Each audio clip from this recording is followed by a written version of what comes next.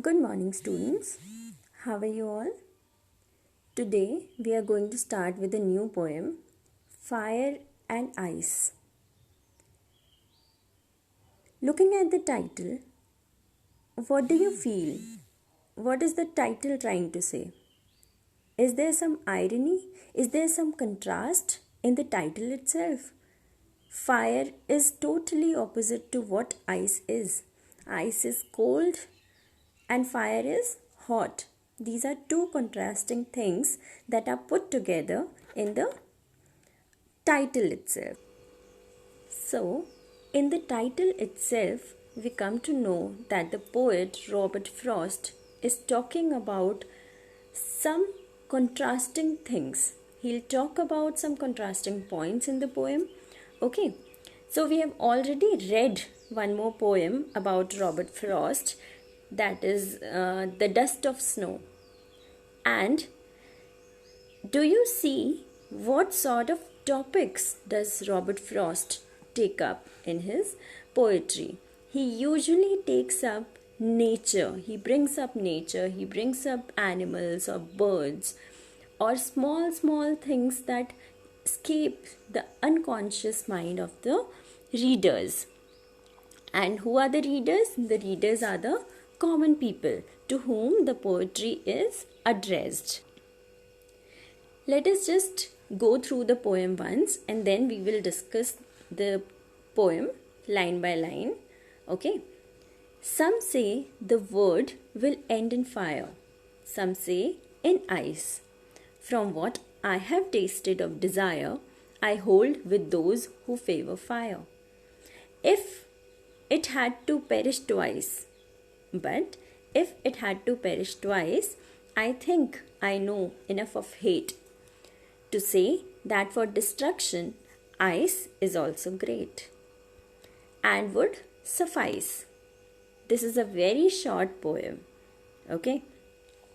So, let's start with the first line. Some say the world will end in fire. Some say in ice. The poet is saying that some people, some refers to some human beings or some people, they say that our world is going to end or finish in fire. Some people are saying, they usually say that world will burn away or it will turn out to be a huge ball of fire. Our earth is going to become a huge ball of fire at the end, and that is how our world is going to die or perish. Some say in ice, but some human beings believe that the world is going to end up becoming a huge ball of ice. Okay, all the things, all the human beings, all the animals are going to die due to the cold. Okay, but the poet says, from what I have tasted of desire, I hold with those who favor fire. The poet says, but of what I have noticed, of what I have experienced about desire. Desire is a human quality. He says that human desires are sufficient to finish the world. And the human desires are somewhat similar to the fire. He is comparing these two things. He is comparing the human desires to the fire. Okay. He's saying that human desires are enough to burn away the world. And if I look at the desires that humans have for the material things, for they are never ever satisfied of whatever things they have. So the poet says that whatever desire that I have experienced in me or around me, I feel that people who say that world is going to end up in fire are correct or are true. The poet compares desire with fire. Okay, do you see the symbolism? Fire is compared to the human desires. Fire symbolically here also means human desires. Okay. Then, second stanza. But if it had to perish twice. Now the poet says, if the earth had to die twice, perish means to die. If the earth had a second chance, in the first chance it will die with fire, as the poet says, or because of the desires of people. But he says, if there was a second chance, or if the earth or the world had to perish or to die twice for the second time, I think I know enough of hate. He says, the poet says, that I have plenty of experience of people hating each other. There's a lot of hatred in the world. Okay. To say that for destruction, ice is also great. The poet says, for the destruction of human race, for the destruction of human beings, ice, or here the ice is compared with hatred. The hatred or the ice is sufficient to end up the whole world and would suffice. This killing of people due to hatred is sufficient to perish the world. Do you see the contrast between the two stanzas? The first stanza is saying that fire will end the world, and the poet has compared the word fire with the human desires. He is saying in the first stanza that the human desires are going to end up the world. In the second stanza, he says, he compares that ice is equivalent to hatred. Hatred is compared with ice, the icy cold hatred towards each other. People don't want to look at each other. People start bitching about each other. Okay, all these things, the poet says, are going to end up the world. These human qualities are sufficient to burn away the world, and we do not need any other real fire or ice when these qualities are sufficient to burn away the whole world. Okay. The poem discusses the age-old question, how the world will end. Have you heard, I don't know if you must have heard or not, but when I was young, I heard that, when I was in my school, I heard that the earth was going to end up in 2012. Okay. And everybody used to wait for that time. It was also given that the earth will end up on 12th December 2012. Do you see this? 12, 12, 12. Then now you can see what is happening due to Corona. The world has come to a standstill. Yes, all these pandemics, all these epidemics, the nature, due to all these things, the human beings have limited themselves, or human beings have just limited themselves in their homes. Why did this situation come across in the very first place? Have we ever thought of it? Has Corona cropped up just like that, just by chance? No. We human beings have tampered with our environment. We human beings have tampered with our nature for our selfish needs. We desire so much. We have desires of materialistic things in our lives, and those desires are never ending.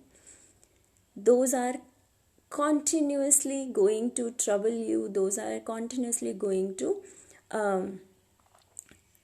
create an unrest in your lives. So that is why the poet is saying that desires and hatred is the worst thing, and these two qualities of human beings are going to end the world rather than fire and ice. He is saying, he has compared fire and ice to desires and hatred. Now let's quickly discuss the rhyming scheme. Rhyming scheme of the poem is A B, A A, B C, B C, B. We first match the last word of the line with the other words so that we can find out the rhyming words, the pairs of rhyming words, and rhyming words further lead to the rhyming scheme.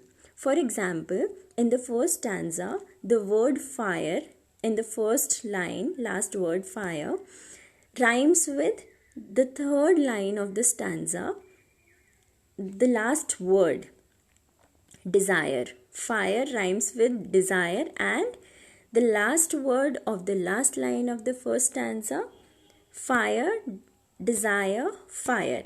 So A, A. We have named these A, A. Then the second line is left. The second line has the last word as ice.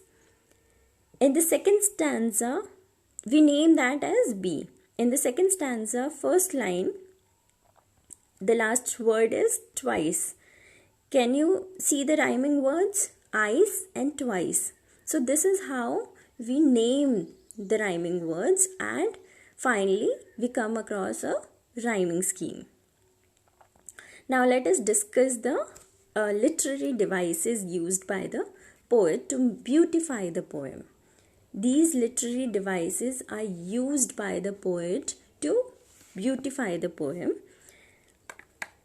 Okay.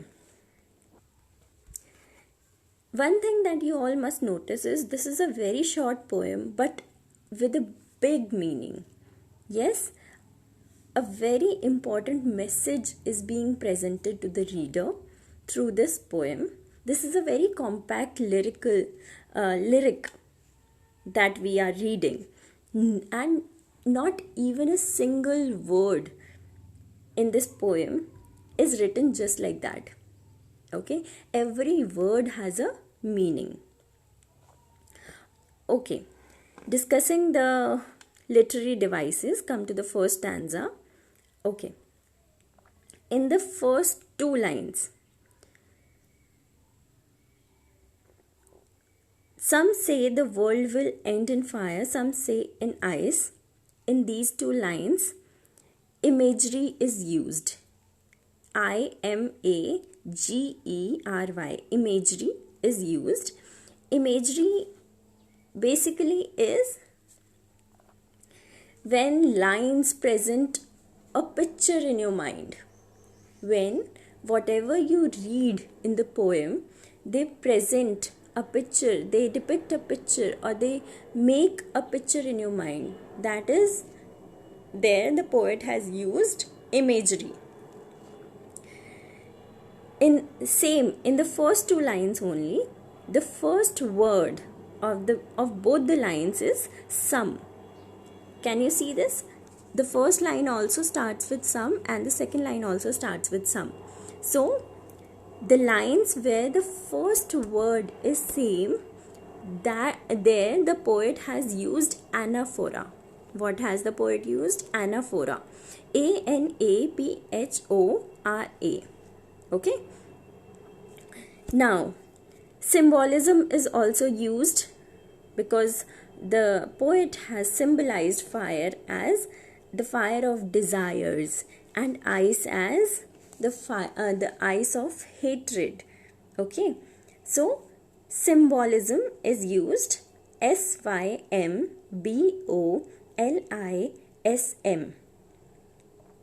In the fourth line of the stanza, of the first stanza only, last two words, favor, fire. Okay, favor, fire. The sound F is repeated. So, alliteration is used in this line. Then, in the same line, fourth line, first stanza, I hold with those who favor fire. The vowel sound O is repeated time and again. I hold. Hold has the vowel sound O. Then those, THOSE. Those, again O sound. Who, WHO. Who sound, O sound again. So wherever the vowel sounds are repeated, there is the use of assonance. Assonance spells as ASSONANCE. Okay, ASSONANCE, the repetition of the vowel sound. Next, in the same stanza, the last two lines, from what I have tasted of desire, I hold with those who favor fire. Enjambment is used in these two lines. What is enjambment? Enjambment means a thought or a clause that does not come to an end at line break but continues till the next line. Whatever idea the poet wants to discuss or wants to portray, he is not able to finish that up in one line, and that idea continues in the second line also. Okay, the idea is not finished in one line, so when the idea continues till the second line, till the next line, there enjambment is used. So I hope you enjoyed the poem. Thank you.